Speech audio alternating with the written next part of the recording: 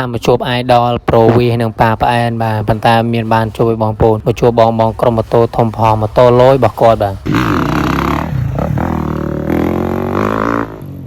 ស្ទុយទៅមួយបាទឥឡូវមកពីគ្រឿងបន្ថែមទៀតហើយ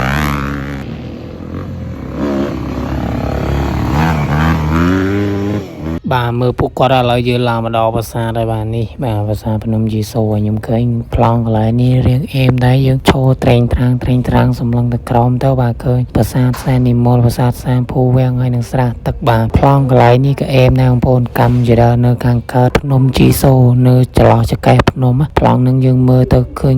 ដាច់កតុយភ្នែកបាទបងប្អូនបើមកដល់ភ្នំយេស៊ូកុំភ្លេចបាទកុំរំលងប្រាសាទសែនថ្មល់ហើយនឹងប្រាសាទសែនភូវាំងបងប្អូនហើយសារប្រាសាទទាំងពីរនេះគឺធំខ្លាំងមែនតើហើយវារៀងដួលរូបរាងក្លាបងប្អូនប៉ុន្តែគឺស្អាតខ្លាំងមែនតើបងប្អូន